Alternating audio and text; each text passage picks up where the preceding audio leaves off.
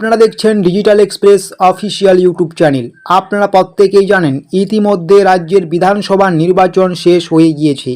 এই বিধানসভা নির্বাচন শেষ হতে না হতেই বুথ ফেরত সমীক্ষার রিপোর্ট প্রকাশিত করে দিল বিভিন্ন সংস্থা। তো বিভিন্ন সংস্থার বুথ ফেরত সমীক্ষার রিপোর্ট অনুযায়ী কোন দল কত আসন পেতে পারে, কোন দল এগিয়ে রয়েছে, কারা সরকার গঠন করতে পারে, ডিটেলসে একটি সমীক্ষা রিপোর্ট প্রকাশ করা হয়েছে। সেই রিপোর্ট আমরা আপনাদের কাছে তুলে ধরব। তবে সবার প্রথমে আমি আপনাদের একটা কথা বলবো, এই রিপোর্টের পিছনে কিন্তু আমাদের কোনো হাত নেই, আমাদের মন গড়া কোনো কথা নয়। বিভিন্ন সংস্থা যে রিপোর্ট প্রকাশ করেছে সেই রিপোর্টের ভিত্তিতেই কিন্তু এই ভিডিও। তো আপনাদের আমি রিকোয়েস্ট করব, আপনাদেরকে নিয়ে আমাদের যে ডিজিটাল এক্সপ্রেস অফিসিয়াল ফেসবুক পেজটি রয়েছে, অবশ্যই আপনারা আমাদের ডিজিটাল এক্সপ্রেস অফিসিয়াল ফেসবুক পেজটিতে যুক্ত হয়ে যাবেন। ভিডিও ডেসক্রিপশন বক্সে আমরা লিঙ্ক দিয়েছি। আপনারা যদি আমাদের ডিজিটাল এক্সপ্রেস অফিসিয়াল ফেসবুক পেজটিতে যুক্ত হয়ে যান, তাহলে আপনারা রাজ্য সরকার, কেন্দ্রীয় সরকারের সমস্ত রকম ছোট বড় আপডেট বা তথ্য সবার আগে পেয়ে যাবেন। তো কোন পার্টি কত আসন পেতে পারে এবার বিধানসভা নির্বাচনে, চলুন আমরা সেটা আপনাদেরকে সরাসরি দেখিয়ে দিই। ডিজিটাল এক্সপ্রেস অফিসিয়াল ইউটিউব চ্যানেলে আপনারা যদি দেখেন যে কোন দল কত আসন পাচ্ছে, বিভিন্ন যে সমীক্ষা চালিয়েছে বিভিন্ন সংস্থা বুথ ফেরত সমীক্ষা, সেখানের উপর ভিত্তি করে এক নম্বরে যেটা আছে, আমরা নিচ থেকে দেখছি, ঠিক আছে। সবার প্রথমে আমরা যদি দেখি পোল ডায়েরি কিন্তু বলছে যে তৃণমূল পেতে পারে, প্রথমটা কিন্তু তৃণমূল, ঠিক আছে, তৃণমূল পেতে পারে 99 থেকে 127টি আসন, এবং বিজেপি পেতে পারে 142 থেকে 171টি আসন, এবং অন্য বাম, কংগ্রেস, আইএসএফ এগুলো কিন্তু 5 থেকে 9টি আসন পেতে পারে। প্রজাপোল কি বলছে?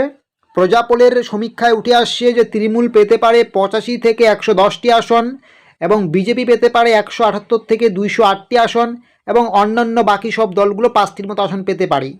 পিমার্ক কি বলছে? পিমার্ক সংস্থা বলছে তৃণমূল পেতে পারে 118 থেকে 138টি আসন, এবং বিজেপি পেতে পারে 150 থেকে 175টি আসনের মধ্যে, এবং অন্যান্য দল 2 থেকে 5টি পাবে। এটা কিন্তু বলছে পিমার্ক। তারপরে মাট্রিস কি বলছে?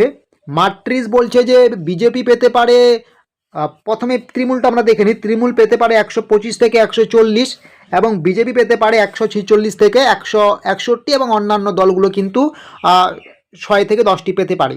পিপলস পালস কি বলছে? পিপল পালস সংস্থার পক্ষ থেকে বলা হচ্ছে এখানে তৃণমূলকে কিন্তু অনেকটা এগিয়ে রাখা হয়েছে। 178 থেকে 189টি পেতে পারে তৃণমূল, এবং বিজেপি পেতে পারে 95 থেকে 110টি, এবং বাকি সব অন্যান্যগুলো পেতে পারে 1 থেকে 4টি। এবং শেষে আমরা দেখব যে চাণক্য স্ট্র্যাটেজিস কি বলছে? চাণক্য স্ট্র্যাটেজিস বলছে যে তৃণমূল পাবে 130 থেকে 140টির মতো আসন, এবং বিজেপি পাবে 150 থেকে 160টির মতো আসন। অন্যান্য যেগুলো কংগ্রেস, বাম, এই যাবতীয় দল রয়েছে, এগুলো কিন্তু হুমায়ুনের দল, এগুলো মিলে কিন্তু পেতে পারে 6 থেকে 10টি আসন, ঠিক আছে। তবে এখানে কিন্তু আরেকটা কথা আমি বলবো, এই যে সমীক্ষা, এগুলো কিন্তু পুরোপুরি মিলে না অনেক সময়, ঠিক আছে। যেটা আপনারা 2021-এ দেখেছেন, 2024-এও দেখেছেন, সমীক্ষার কিন্তু উল্টোটাও হয়, ঠিক আছে।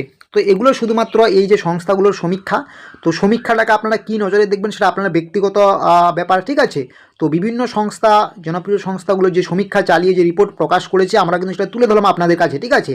তো এখানে যদি আপনারা দেখেন যে চাণক্য স্ট্র্যাটেজিস বলুন, মাট্রিস বলুন, পিমার্ক বলুন, প্রজাপোল বলুন, পোল ডায়েরি বলুন, এগুলো কিন্তু প্রত্যেকটাই কিন্তু বিজেপিকে এগিয়ে রেখেছে। অর্থাৎ এই সমস্ত সমীক্ষা রিপোর্ট অনুযায়ী এবার কিন্তু বিজেপি সরকার গঠন করছে।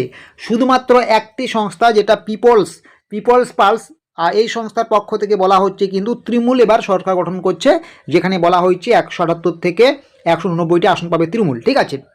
তো এগুলো কিন্তু পুরোপুরি দেখা যাবে 4 মে ফলাফলের পর। তো এইরকমই আরও ছোটো বড়ো তথ্য বা আপডেটসগুলো পাওয়ার জন্য অবশ্যই আপনারা আমাদের ডিজিটাল এক্সপ্রেস অফিসিয়াল ইউটিউব চ্যানেলটিকে সাবস্ক্রাইব করে নোটিফিকেশনটাকে অন করে রাখুন।